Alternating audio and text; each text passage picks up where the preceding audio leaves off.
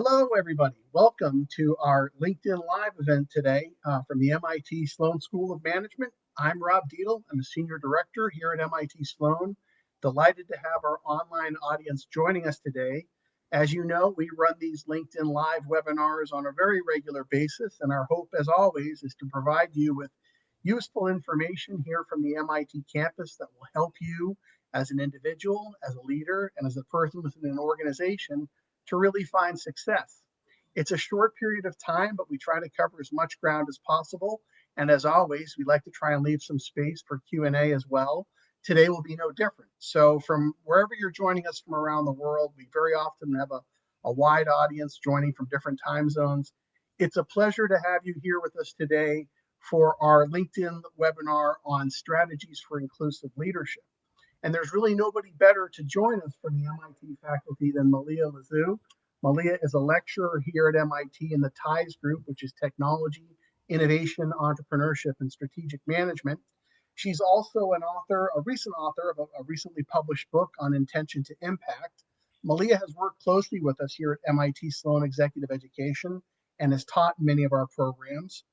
This summer in 2025, she'll be launching a new program that's very related to what we're going to be talking about today, intention to impact, how to lead in a multicultural economy. Before we get started, just a few minor housekeeping announcements that today's session will be recorded. We'll be sending out a link to today's event. So if you want to review it later or share it with your colleagues, we certainly encourage you to do that. But now, again, it's our pleasure to have Malia here. Malia's got a very tremendous background and experience, not just here at MIT, but working in a variety of different roles, from being her start as a community organizer to working her way up into the boardroom in the financial services industry. She served as an EVP and regional president at Berkshire Bank. She's had tremendous impact there, helping the bank evolve its strategic focus and its assets and operating efficiency beyond traditional community banking to prioritize tangible community impact as well.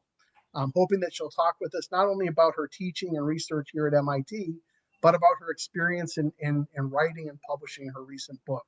So with that, Malia, a pleasure to have you with us. Perhaps you want to add to that introduction and tell us a little bit more about yourself, and we can get started.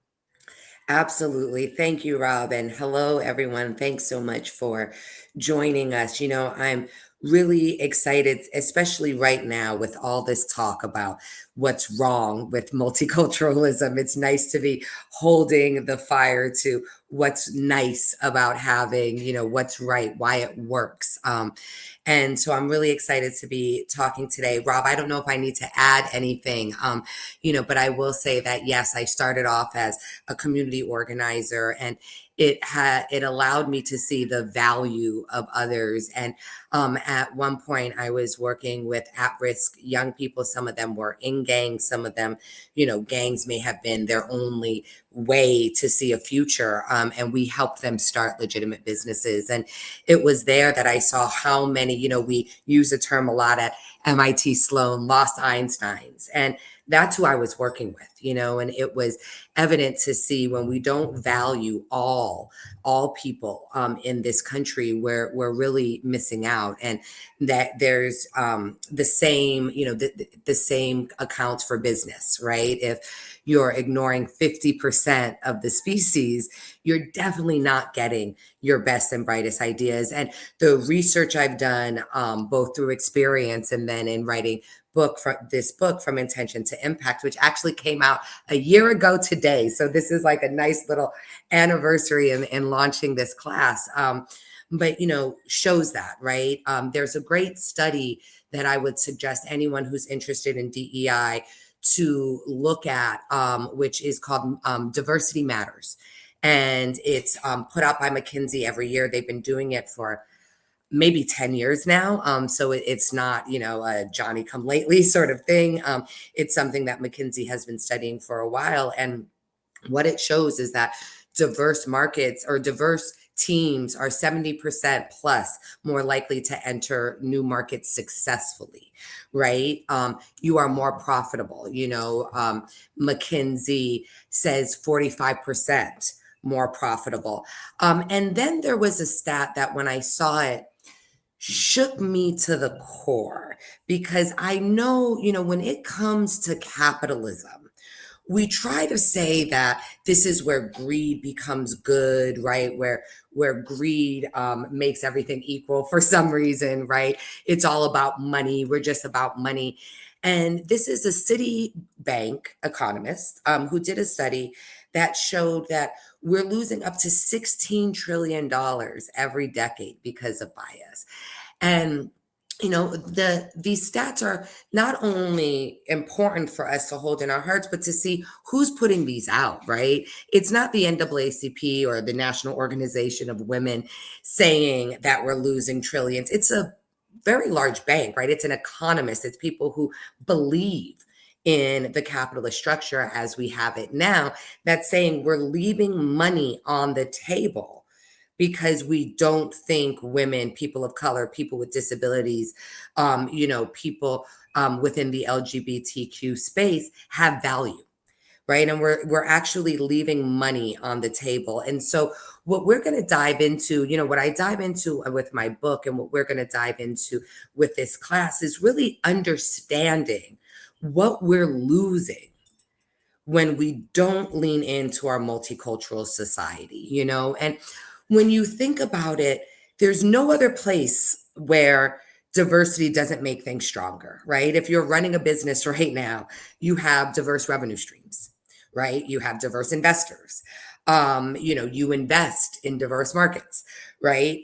This idea of diversity in biology, in agriculture, in your diet, right? Diversity actually makes things stronger. And yet, when it comes to the boardroom, all of a sudden we think a room full of, straight, white, able bodied men is the best thing that we should do for it. And that's just not true, So, we're going to be diving in this course to really explore what does a multicultural society offer us and offer our economy, and what does true meritocracy look like, right? I like to say that DEI is actually true meritocracy because it allows everyone to compete. And with many business leaders thinking that DEI is charity, I'm going to want to unpack that a little bit, so we're going to actually test some of those theories, right? And I also have some amazing professors who are joining me, Kate Isaacs and Renee Gosling, who is just incredible, thinking about how to make decisions using facts and science and not feelings. Like if they come from MIT, they must be the best, right? Which is something we like to promote. And I can say that's not always true, right? And we're going to really unpack some of that. But what I'm most excited about with this course is that we're going to head into Roxbury and we're going to actually see multicultural economies and see how they work and see how they contribute to the Boston economy overall, and why many of our biosciences and many of our large corporations that we have here are looking at Roxbury and looking at Dorchester and looking at neighborhoods that are considered the inner city for talents, right? They understand that they can't keep growing if we don't have homegrown talent. And we do have homegrown talent. And so we're going to go into Roxbury. We're going to see what the city is doing, what private companies are doing, and what the public is doing to continue to grow our economy. And so I'm really excited about this course, and really excited that we're allowing to get people, that people can come on buses and we can come to my neighborhood. I live in Roxbury. I'm a proud Roxbury resident. And really get your hands dirty with how to be a leader in this multicultural society. So I'm going to end there because Rob, I prefer talking in dialogue, which we'll also be doing a lot in the course. So come join us. That's great, Malia. Thank you so much for that. And I'm equally excited about this program and what you've just shared about getting out of the classroom and visiting Roxbury and visiting neighborhoods.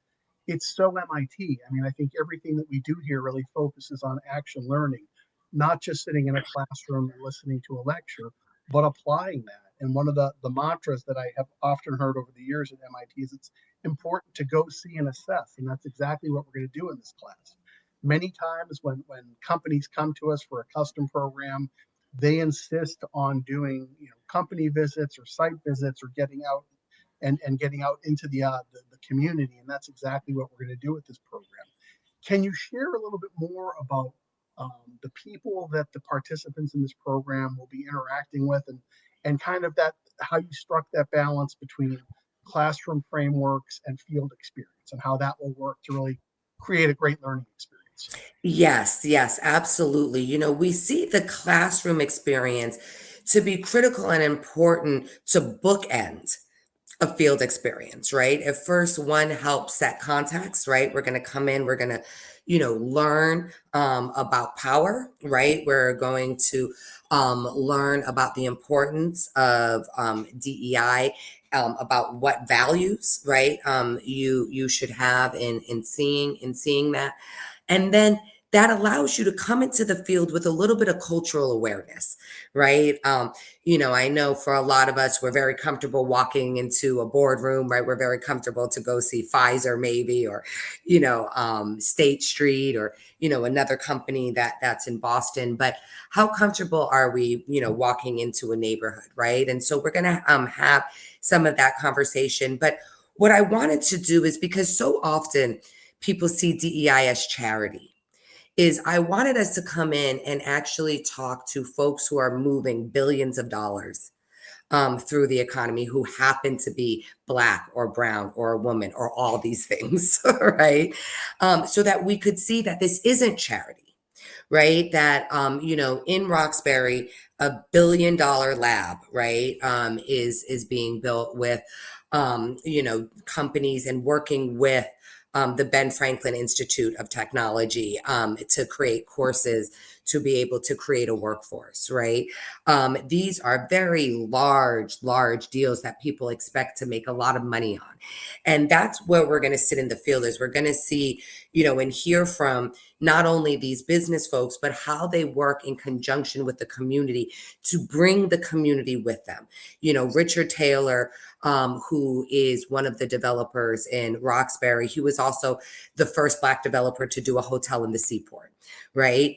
He was, he's doing a lot of the development out in Harvard, and actually did this, multi-million dollar Black and brown raise for that development in Harvard, right? To make sure that everyone was included, right? Because, people of color have money, they can be investors, they can play, right? And so he has a track record of bringing his community along, and we're going to hear from him. We're going to hear actually from some of the leads at State Street, right, who have been working deeply in the Roxbury community. And then we're going to come back to MIT. And we're going to not only debrief, but we're going to, think about how this affects our decision making, right? How what we don't know may actually be hurting us. And we'll close out, really understanding, developing a leadership statement for yourself on how you would like to lead in a multicultural society. So, for me, the classroom is a place for, safe learning and experimenting. It's where you can ask, right, questions and not offend, right? How do you pronounce this person's name? Right, you can, have go through some of those learnings. But really, the field, I like to say, is going to, the classroom is the bread, and the field is going to be the meat of the sandwich. Mhm. So getting back to the benefits and the powers of diverse teams, can you share more in terms of your thinking about what advantages are? I mean, I think we've probably all heard in the past the dangers of groupthink or not having kind of a diversity of thought. But maybe you could elaborate on how leaders and organizations can be successful at structuring diverse teams, and why that's so critically important to the future of their business. Absolutely. So we're we're in a global economy, right? I think we'd all agree with that, right? This is 21st century. Our economy is global. what better way to compete in a global economy than with all of those cultures living in your country, which is what we have, right? We're the most diverse, right, country. And what does that mean, right? What does that mean for us to be able to compete in a global economy, right? And I think it's important for anyone who is into sales, right? Anyone who has consumers and needs effective employees to understand that the talent to attract, right, to know how to, attract folks. I talk about in the book, how Pepsi has opened a whole Latin American division, right? Because what they understood is not everyone's Spanish is the same Spanish, right? Like, and if you're talking a certain way, you might only be talking to part of the Spanish speaking population in the globe. And so, companies are now really understanding that there's a nuance to culture. And if you can have that nuance on your team, right? I like to say in the book, Pepsi did this after they did that horrible Kylie Jenner, we're going to enter Black Lives Matters conversation, with Kylie Jenner and the police. And if people remember that commercial, they hadn't asked, right, the Black community, would you appreciate a commercial with Kylie Jenner giving, the cops a Pepsi? Is that something that would hit with you, right? And it ended up blowing up in their face, right? So what you want to do is first you want to understand the value that these folks are bringing in. So you're not bringing them in as a token, right? It's that they actually give you a lived experience that's going to help you understand your customers and your employees better, right? And then I think the two biggest values that you have to have when you're building a diverse team is empathy and curiosity. And the Cherokee have a great definition of curiosity as one of their values, which is my life. I'm paraphrasing, they word it much more beautifully, but my life is better by getting to know you. Right. And the idea is that everyone has something that can help enhance your life. And that's what you want to get to know. So it's not things, curiosity isn't nosiness, right? Nosiness is me trying to figure out, are you straight? Right? Are you married? Right? What categories do I put you in to know who you are? Right? Curiosity is me actually wanting to know, what does Rob have to teach me, right? What value does Rob bring? Because he brings value, right? So what is that? And it's my job to seek that out, right? And finding out if you're married or not, or, if you're a Christian or not, that's not the best way, right? But being truly curious. Remember when you were, or maybe if you have kids, right? Lean into that true curiosity energy. And then empathy, and I think there's a lot of different kinds of empathy for an organization's culture, but really cognitive and effective empathy. The idea of cognitive empathy allows you to hear a stat, and know it. So and understand that stat, feeling that stat in some way, right? So if you hear 1 in 4 Black men are stopped by police, right? You're like, wow, right? Like 1 in 4 Black people aren't criminals, right? What's going on here? But then when you saw the George Floyd video, right, and when you saw a man being killed for 9 minutes, that triggered, a lot of companies in our nation's effective empathy, right? We were like, oh my God, like that is not who we are, right? And you felt it when he was calling for his mother, right? So that those are how the difference in empathies feel. And you want to move from cognitive empathy from, while women, being harassed in the workplace is bad, to an effective empathy of, what does it mean for women in this culture, and how does my heart feel, right? Going from brain to heart. So those are some of the postures and the values that you can start building within yourself to be able to build a multicultural leadership team, a diverse leadership team, so that you can learn, you can be open to learning, you can be open to making mistakes. I was working on the first truly ADA disability fashion show in New England and in Boston years and years ago. And it was my first time working with a team of people with disabilities. And what I found was how ableist and how able bodied my thinking was. And there was one point there where, and this is my idea team. I mean, this is the team that hired me to do this, right? And I said, I saw this show, and it was this British show, and there were two leads with disabilities and then a regular. And it's like I couldn't think of a non-offensive word for able-bodied. And I had to just stop, right? And hope they would have empathy for me and look at them and be like, I am so sorry, right? Like, I am not saying the right word. Please help me. And they looked at me and they said, and there was an able bodied host. And I was like, yes, an able bodied host. And, and you have to be open for that, right? Because if you want, and you should have people, that have different lived experiences, including, people with disabilities on your team, there will be times that you will get it wrong. Mhm. And that has to be okay. You might misgender, you might dead name, right? It's about having grace and space and humility to reaffirm that person's humanity, and not just let, go into some type of guilt, shame spiral, where you now don't want to do the work because you're scared you're going to say the wrong thing. Those are some great pointers and guidance, I think, for people that are aspiring to bring this into their organization. Thank you for that. We have had a couple questions come in from the audience. I encourage more. Feel free to leave questions in the comment section. One question comes in is, given the concerns with DEI or DEIB facing uncertainty, would adopting the framework of an ESG corporate strategy be a relevant option as it relates to multicultural economies? Love to get your thoughts on that. Yeah, so unfortunately, I'm not sure ESG is safe either.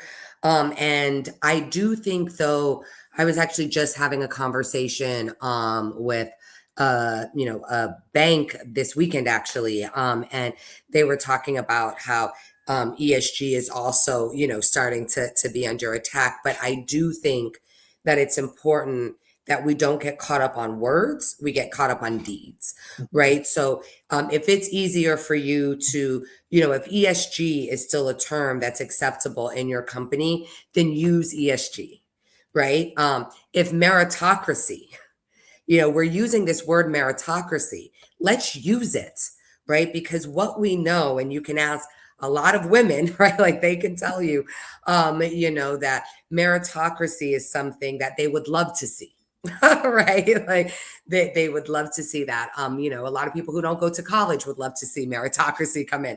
And so, these words that we're using are important, but not as important as the deeds we're doing. So I think ESG, I actually have a chapter on ESG in my book.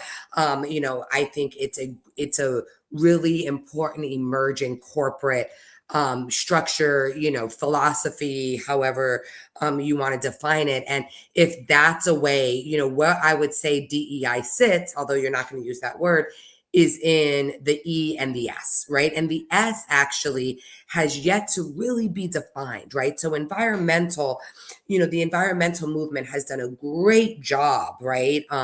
On, laying out what it means, right? To be responsible. But the S hasn't really been defined. And a lot of that is because the people with power don't like the working definitions, right, of social. But that is important. And so, let it sit in your S, right? Define your S as, targeting multicultural, teams, multicultural economies, and have it sit there. But yeah, I think that's a really great question. Thank you so much for it. I also want to take a minute to talk about the concerns of DEI. Because you said at the beginning, Rob, you talked about how I'm an organizer, and I am, even at the bank. That's why I was at the bank, was to figure out how to have banks play a role in closing the wealth gap that we see with women, with people of color, with people with disabilities. Um, and what I can tell you is that this moment is a organized attack. This isn't natural, right? This isn't something that a lot of people are angry about. I mean, I've been all over the country talking about this book and continue to do so.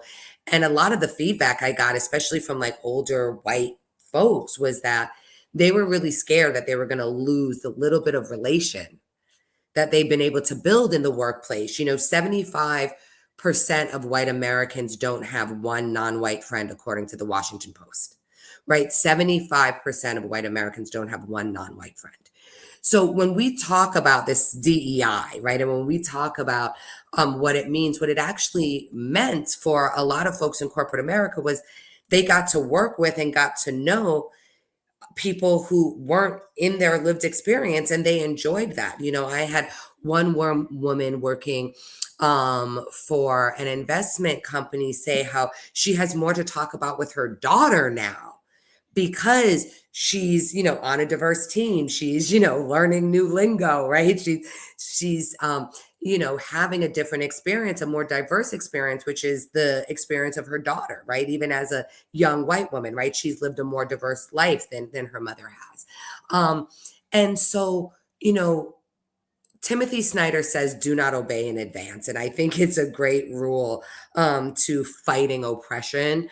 But we also want to remember that DEI is being used in this culture war, and that it is not inevitable that a room full of straight white Ivy League educated men is the best room. And so as much as we're seeing this attack, we also want to remember that it's an organized attack. This isn't something that just sort of emerged from the ether, but it's being used and has been used in the past, right? Reagan used affirmative action very effectively, the way Trump is using DEI. And so when you see these attacks, reaffirm, your own dedication to diversity, to what Martin Luther King meant when he talked about beloved community. And don't believe the hype, because this is going to take us back. I like to see I like to see DEI and even affirmative action. It was a natural outcome of the civil rights movement, right? All of a sudden we said, ladies, can work a calculator. Ladies can be a banker, right? And ladies said, yes, we can.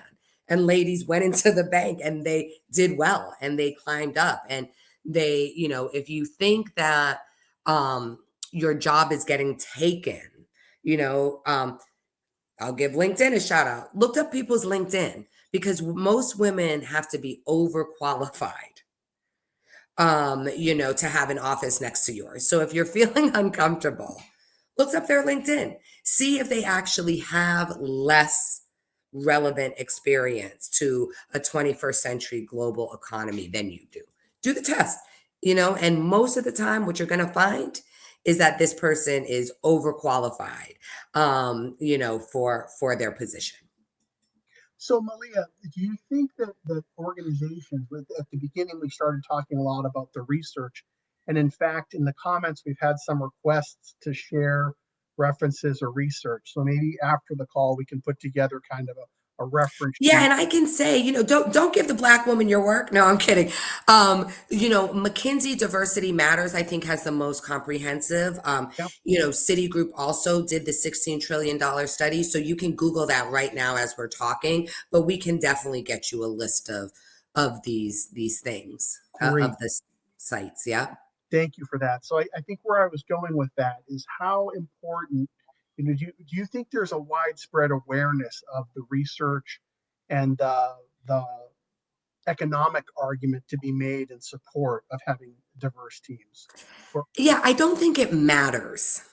And I talk about this in the book. We like to think that data is a motivating factor, and it can be to an extent, but actually emotions are some of the most motivating. And that if you've ever, stepped on a scale and then sat down and ate a bag of chips, that sometimes data isn't the most the most effective way to motivate you, right? But having a gym buddy and an accountability buddy to be healthy becomes a better motivating factor.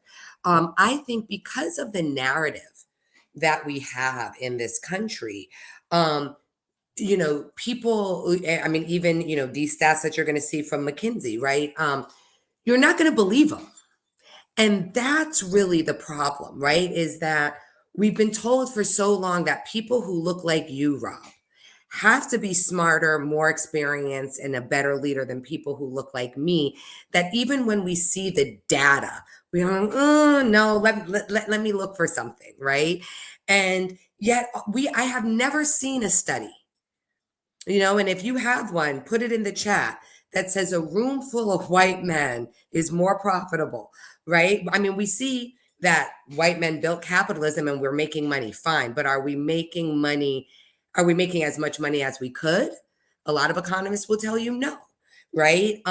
And so, this is a place, and this is why in the book we, dive deep into data, but we also dive into what businesses and what capitalists are actually doing, right? You look at Ron Hanley from State Street. We do a deep dive and a case study into State Street. This is a man who hangs on boats with King Charles, right? Like this is not a movement guy. Yet they did a civil rights audit before, while Jamie Dimon was saying that they shouldn't do a civil rights audit, right? And now Jamie Dimon is saying he's not backing away from DEI, right? So I do think like, yes, right. Like these stats have been around, these stats could probably be shared more. I'm just not convinced that, people who really think a woman took their job is going to feel differently when they see a stat like like the ones that you see with women-led teams being more profitable, more effective, having more patents, right? And that's really where we're going to sit, not to bring it back to the course, but where we're going to sit is, why is this so hard to believe? Why is it so hard to believe that 50%, ignoring 50% of the species is bad for the economy, right? Like it doesn't make sense. And that's how because it's not rational and the arguments aren't rational, right? The most educated class right now is Black women, right? Like the arguments of meritocracy are not rational. And that's what lets us know that it's actually sitting in these original narratives of manifest destiny, and this idea that God granted a few people to rule over others. That is still coming up, right? I mean, Jim Crow didn't end until the 60s, right? When my parents were born, their marriage was illegal, right? So, this idea that we just need to see that, that we're not making money is going to work. I think that people's belief in who they are in the world will outweigh any stat that we can give them. And that's really where we want to sit is, why do you believe this to be true about yourself and about the world? Thank you for that. We talked a little bit about the local aspect of the program and going into Roxbury and the local community or in the greater Boston area. I'm curious, you did a book tour when you launched your book and you traveled extensively. Did you see similar things taking places in other parts of the country? And if so, can you give some examples of how this is being done elsewhere that's kind of replicating that or also on a similar trajectory? You mean like what we're doing in Roxbury? Yeah. Absolutely. So the city I'm going to talk about now is Detroit. Because Okay. I was in Detroit. Well, I was in Ann Arbor, stayed in Detroit, but spoke at the university. And my host was Ryan Friedrichs, who was the economic development czar for the city of Detroit during bankruptcy. And they just put out another study. The University of Michigan put it out on how over $3 billion of Black wealth was created in Detroit since the bankruptcy, with not displacing people so people can, continue to work and be a part of that uplift and also contribute to it, right? So Detroit was an amazing example of, what can be done when you decide to value diverse people. And so, that's one example that, comes to my mind. I mean, I think, LA, also has a lot of different ways that, they look at building a multicultural economy. They have this amazing program called Homeboy Industries, which is similar to the work that I was doing when I was, doing youth organizing with Harry Belafonte. And they help gangs start legitimate businesses, right? And they've now grown so much that they work with the city and county, right? And they're able to, to grow. And there was actually an article a while back in the Wall Street Journal about their work. So, those are some examples of what other cities are doing. And, what is evident. And if you if you go to, you know, especially cities, I think, because we all live together, right? You don't have the privilege of not knowing people, right? And where we all live together, we really do try to get along, right? Like, most, the white supremacist marches that happened in Boston, they weren't from Boston, right? They were coming into Boston. They were coming in from the suburbs to Boston. And so, it's these models exist, maybe even in cities that, if you're in South Dakota or, a city I didn't mention, you can go in and I would look at your community development corporations. I would look at the anchor corporations that are in the city, what programs they have, to get a pipeline of talent, right? Mhm. Those are the places where you'll start to see some of these models. And, you can either jump in and support, them or bring them to your company. Great. We're getting some more great fresh questions from our audience. Arya asks, what influenced you to use business as a tool for driving community support and promoting DEI across industries? Great question. I cry. No, I'm kidding. So, for me, and I think this is like organizing 101, like I only go where I'm invited, right? So like I'm very clear that there are people in this country who want women to stay home, right? Who want people of color to be the dumbest people in the room, right? And who want to find their power by stepping on others, right? And those people I will never work with. And I mean, I can tell you, we probably turn down $250,000 plus of work a year, because there's people that I just won't work with. And I answer that because I think this idea of influence is really, it's a word that you want to be delicate with, right? Because I think the word that I would use is more of encourage, right? Like, so if you see an ember of someone who might want to do DEI in your company, you empower them to do it rather than trying to influence everyone else, right? I like to say that, Jesus only had 12 disciples, right? You don't need everybody. Um, but what you need is a dedicated few of true believers. And then you encourage them, you empower them, you support them to build the culture that they want to see in a company. One of the things that happens, and I can tell you, I worked at a bank. I have many corporate clients. Getting everyone bought in very rarely happens, right? And most of the time you do your best and you move on, right? So I think it's hard to influence people who don't want to believe. And it's like trying to teach a cat to bark, right? It's going to frustrate you and the cat. So I would say the first thing you want to do is really, again, talk about the value proposition, right? This is business. We're all here to make money. Ain't none of us would show up if we're not making money. So let's talk about how we can make more money, right? Let's talk about how we can make more money together in a less exploitive way, right?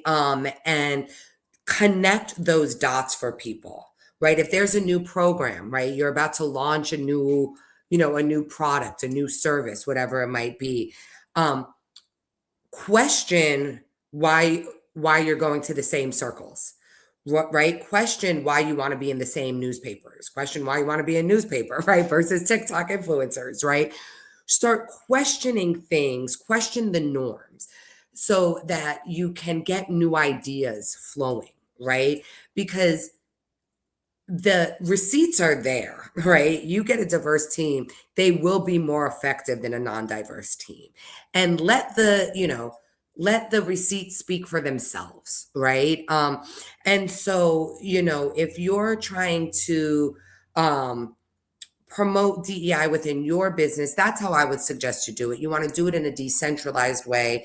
Um, if you're looking at doing it across industry, there's different organizations. Like for investors, there's the Racial Justice Investment Group, and that's a group that has billions and billions of dollars under management. When you combine all their members, right, that work together as a group to figure out how they're going to respond to different things, right? And so a lot of times you may already have an organization out there that you can then go ahead and support, and not need to reinvent the wheel. So that's how I would look at, driving DEI support. In the question too, I see you have, driving community support and promoting DEI. Mhm. The community, uh, like I talk about this in my book a lot, like your community will be your secret sauce, right? Like our superpower when it comes to inclusion, when it comes to any kind of oppression, is community, right? If you're wondering what you should do for the next 4 years, getting community, right? And so community support is where you want to stoke. You want to start stoking the community. You want them to see, right? Like we want you to be a part of this brand's identity, right? We want you to do that. And the community will tell other folks. Mhm. And we believe the community more than we believe what any CEO of a company is going to say, Yeah. Yeah. right? And so starting with your community support and getting the community to say, we want you to do this, will also give you a lot more leverage and power in pushing DEI. That's great. Thank you. Another question, Jeffrey asks, for the tens of thousands that work as contractors or in multi-billion companies that have contracts with the federal government, what can they lean into to continue advancing the work of DEI, which is now currently banned by the federal government? Yeah. And I just want to sit with that question for a minute, right? Tens of thousands that work in multi-billion dollar companies that have contracts, right? When we talk about the effects on our economy, right? And we talk about a lack of meritocracy, right? Telling CEOs having government tell their CEOs how to run business seems damn near communistic, right? Like, so it's wild to me, right? And thank you so much, Jeffrey, for this question. Because I think, again, we have this irrational belief that somehow this is okay and that this isn't going to hurt our government. And I'll tell you right now, the folks who have contracts with the federal government probably should. All right. And they're probably doing really good work. And some of them might do DEI programs. Um, so, as I said with that first question, lean into the work, just call it something different. Right. There's ways like, and your lawyers actually, the lawyers committee for civil rights nationally has a great toolkit, along with the black is it Black Global Economic Network. We'll put that, we'll put the websites in there as well. Have great toolkits for companies to learn what to do and how to do it. But I would say, this is your livelihood, right? So this might not be the time for movement, right? And for you to like put your foot down and lose your contracts. But finding ways to continue to look for the best and the brightest, continue to put resources towards finding the best and the brightest, training on the value of, this this multicultural society that you work in, and might be, whatever contracts you're doing, right? Might be providing SNAP for, or building bridges for, right? Who knows? Or like MIT building, whatever the defense Department of Defense asked for, right? Like those types of things really need the best teams, right? And so again, defining that, and making sure you're defining it for real, right? So asking those questions of, well, just because we want to hire this vendor, and we're going to make sure we hire the best vendor, and that might mean that we take a little while longer because we want to look at all the ponds. Right now we're just in this pond, and this pond happens to be like white and large and stagnant, and so we're going to go look in other ponds as well, and finding ways to do that is important. But I'm not going to lie to you, we're taking step backwards, right? Like we are going to try to continue the work, and you should try to continue the work, and you might not be able to. And that's when I think we have to then shift, right? From there's what you can do to keep your business afloat, and then there's what you do as a human being, right? As an American or a resident in this country, right? And that is to keep resharing and promoting the stats that you find in Diversity Matters, right? Continuing to share that message, because we are going to move backwards, and it is going to be hard. You have thousands of folks that are in the government or in the army, in the military right now, right, being told that their very existence is a lie, right? That these things are real, and they're harmful, and they will have harmful effects. As someone who worked for Harry Belafonte, who has had dinner with Archbishop Desmond Tutu, who has had dinner with the King children, um, everything is gotten because of a fight. Martin Luther King had to die, and several others had to die before we had the momentum of stopping Jim Crow. And that was 60 years ago, right? So I don't want to like sugarcoat, right? And say, yeah, just keep doing the work. Like definitely, talk to your counsel, outside counsel, look at what the Lawyers Committee on Civil Rights are saying, and then do what you have to in the best way you can, with your business. And then maybe look at how you as a person can do more reparative work, keeping your community intact. If you already have a diverse team, do everything you can to keep them, right? Do everything you can to have their recommendations, right? Their referrals, and do that work. But yeah, I think the federal contracts, just like the federal contracts helped end segregation, right? You look in DC, the reason why you have such a strong Black middle classes in DC is because of federal government, federal contracts. They the government now understands that that's part of how people who they don't think should get ahead got ahead, so they are going to be trying to stop some of that. As I said, this is an organized effort, this isn't willy-nilly. So do what you can to keep your business going, and what you can to reaffirm your humanity and the humanity of people who bring value to your company, whether it's your consumers, or your staff and your employees. And and good luck to all of us. May may God protect all of us. So Malia, another question, and I'd like to link it also to your class that's going to be launching on July 9th through July 11th here at MIT. The question is, in changing the culture of an organization, how do you get people to engage in their unconscious bias as they don't know what they don't know? But I'd like to extend that too in terms of how you're going to approach teaching this program along with the other faculty. Clearly, there may be areas where you need to create a learning environment and rules or expectations for a learning behavior in the classroom with what would probably be some uncomfortable or challenging conversations for people. So I'd love for you to address the unconscious bias question, but then also kind of leverage that into how you're going to approach creating the best learning environment in the classroom in July. Absolutely, absolutely. So we're going to start with a class that I've been doing for years that I'm actually, before I came to MIT, I would do this for Idea Week at Sloan, called Moving from Bias to Belonging. Yes, I love alliteration. And it's a cultural thing.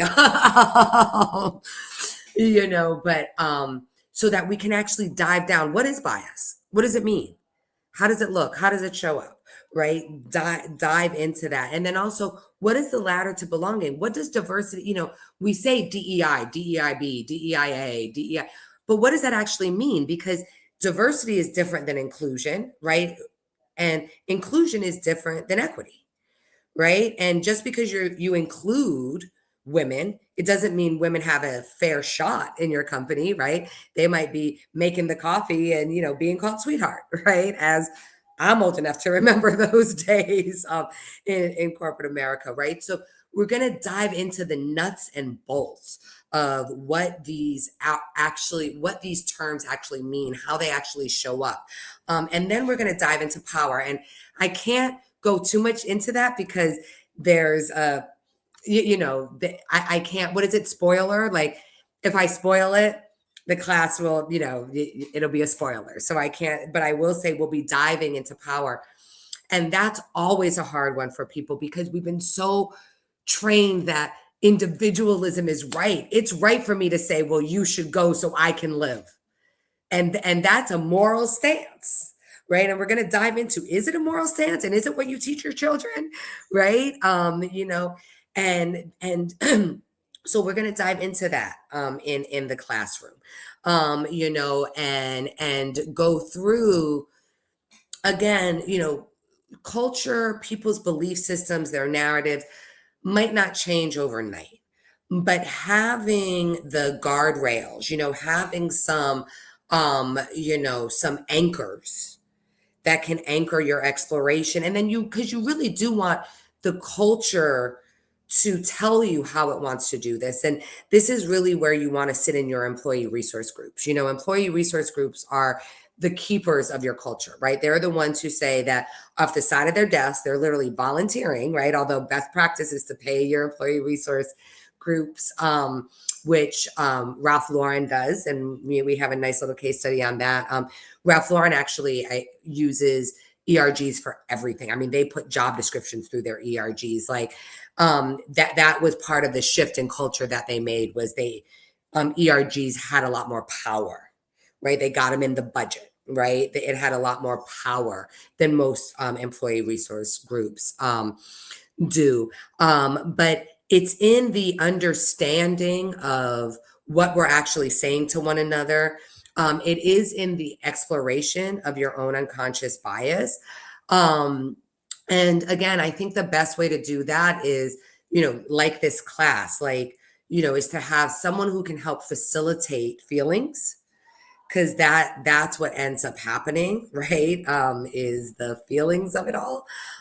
So someone who can help, um, facilitate how people feel, but also have space for people to ask questions that might feel offensive. Like IBM did this years and years ago when IBM was a leading corporation in the civil rights movement. Um, they actually started a white ally ERG, and it was a space for, white folks to come together and learn, like cisgender, right? Like we have to come together and we actually have to recognize our own privilege, right? That we, in so many ways don't think we have, right? Because you and I as cisgendered people, right? We've had to work hard, right? We've had downtime, right? We've had things that make us think that, it wasn't easy. And so that's really how you start unpacking, I think bringing in people, in my book, I actually quoted some white allies that I work with that I bring into banks. I have this one woman, she's in chief investment officer for a family foundation. And I bring her into all my bank clients because she's a banker. She moves billions. She works for a pharmaceutical company's family. And she she explains why they invest the way they invest, and then she can show her receipts because they're right, because they're a nonprofit. She can share a lot more, and so bringing folks in who can actually help connect dots for folks is really important. I also want to say that um, these it's an there's an emergence, right? So, you want to give people grace and space when they're first starting this journey to really unpack what they know, what they don't know, why they know it, why they feel a certain way, um, so that, empathy all around, right? Like have empathy for the straight folks who had never met a queer person, right? Just don't do it on the backs or burden the queer community in order for this person to have, their questions answered. And so finding safe spaces is important as well. Um, but I think getting people to engage in their unconscious bias is really about practice, recognizing, observing, naming. Like we talk about the 3 L's: listen, learn, and take Yeah. loving action. And, so many people want to start with the action, right? And of course, you want to assuage your guilt, like, oh my gosh, right? Like, build all the ramps, let all the people with this, right? Like, because you're like, oh my God, right? I'm old enough to remember when we pushed back against ADA and said it was going to ruin our economy, right? If companies were going to have to put in ramps and elevators and accommodations. But instead of running to those actions, actually stop first and listen. And as my mother, used to remind me, right? Listen is just listen to what the community is saying, and then you go into that community. And once you're listening, a lot of your unconscious bias is going to come up. And what's great about now is you got podcasts, you got influencers, like you have people who you can listen to very easily. You don't have to like go to an NAACP meeting. You can see what they're saying from the comfort of your home. And then you go in with the community humbly, right? Knowing that you don't know. And you let the community lead. And then you take loving action. And that's not action that you want to take. That's action that the community is asking for. Um, and going through that process will help an organization work on its unconscious bias just because you have to go through this process. Right. When I walk into a new community, we as a company do this process, and we were working on this woman effort, and we had to sit with the trans community because I didn't fully understand, right, how we were going to make sure that they didn't feel tokenized, Mhm. right? And so we let them tell us, and then we did that, right? So if I were to just say, well, we'll just put an X where the E used to be, and then everyone will know that we mean them, that would be me thinking I'm doing something nice. But what we learned from the trans community is they see that as performative, and there's actually different words that we want to use, and different ways we want to talk about inclusion that will let them know they're safe, right? And so those are some of the processes, or an example of a process that you could take your company through, or a department, whatever you could take folks through, and by the end of it they will feel, they will have grown their empathy and their curiosity, and you will actually be more effective, for a company. But yeah, conversation, practice, observation, and naming are some of the things you can do. That's great. So we have just a minute left before we reach the top. Oh no. Sneak in one more question. My apologies to those if we didn't get to everybody's questions from I'm the sorry. Wait, audience. no, I'll be fast. Let's do two questions. Let's do both questions. I'll be We can fast. even merge them. So can you Okay, suggest great. some elevator pitch size narratives to explain to skeptics that DEI is actually a good approach to building successful teams and organizations? And then the second question, which is really is an extension, do you believe it is possible to address some of the shortcomings associated with the challenges of overcoming objections to DEI by carefully crafting alternate narratives with the implementation of AI initiatives geared at analyzing in a more efficient manner the data related to multicultural economies? So, an elevator pitch to help people continue to advance DEI And then is AI also going to be a tool to help support this work? Yes. So I would say, depending on, you're saying you're an engineering professor, and thank you for taking the opportunity when you have, I think because people, especially on this, want to push back on the emotional side, sticking with facts, right? And so, look at, Deloitte also has some studies, and we'll have them, look in some of them and just grab some of those stats, like one that I remember actually from a DEI engineering training was around, and, I'll try to look for the site, but, I'll try to look for the citation, but it was like, women-led teams in Silicon Valley have 21% higher patent rates, right? Finding stats like that cut through the BS, because then you're like, okay, so are we about to make money together, or are you about to stay white and male? All right, like, what are we doing here? I actually have a part of my book called "Are We Greedy or Are We Biased?" Right? And I think that kind of becomes the best short way to cut through. Although, again, people don't necessarily want to believe these things, right? So, but cut through, hopefully they'll give you a little longer by saying, well, I don't believe it, show me the citation. And then you can pull up Diversity Matters, and they can have the whole group, or the whole study. Addressing the shortcomings associated with the challenges of overcoming the objections. Oh, okay. So yes, I think narratives are important, right? I mean, we have this narrative that is why we're here right now, right? It was manifest destiny. It allowed us to enslave hundreds of thousands of people. It allowed us to keep women at home, right? That, like, this is our current narrative, right?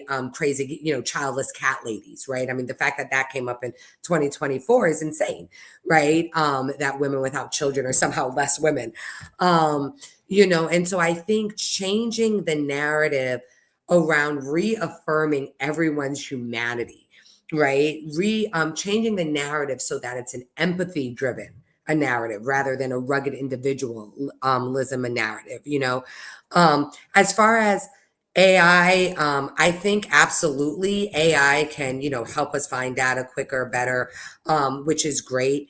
Again, we're not in this place right now because we haven't found the stat that was going to convince sexist that women deserve to be in the workplace. We're in this situation right now because we honestly believe that childless, right? Like, we have that narrative. And so this is where I say we want to move from the cognitive, from the mind to the heart. And so any narrative that helps people do that, I mean, I would prefer a narrative that makes people curious than a narrative trying to convince someone that I'm as valuable as they are, because curiosity will get them to actually believe that eventually. Because no matter how much MIT might tell people I'm smart, people will still find a reason to, to believe I'm not, right? So, I think data is important. We love it here at MIT, but we also love the creative side, right? We also understand that there's an art to this. And in DEI, the art is sort of the narrative of who has value and who is deserving in this country. And we're not here because we haven't found that stat yet. Malia, thank you so much for taking an hour out of your day. I know your time is valuable, and it's just been a pleasure to have you here with us today, sharing your thoughts and your insight. I hope that those of you that have joined us today are taking away some important tips and useful information that you can use in your personal and professional lives. I also hope that you'll join us July 9th to July 11th for Intention to Impact: How to Lead in a Multicultural Economy here on the MIT campus. Also want to thank the audience for some very thoughtful and great questions today. I think it really helped drive our conversation, and hopefully we're all finishing up this hour having learned a little bit more. So with that, Malia, thank you again. Thank you to the audience for joining us. We host these webinars regularly, so we'll hope to see you back here online again soon. Until then, take care.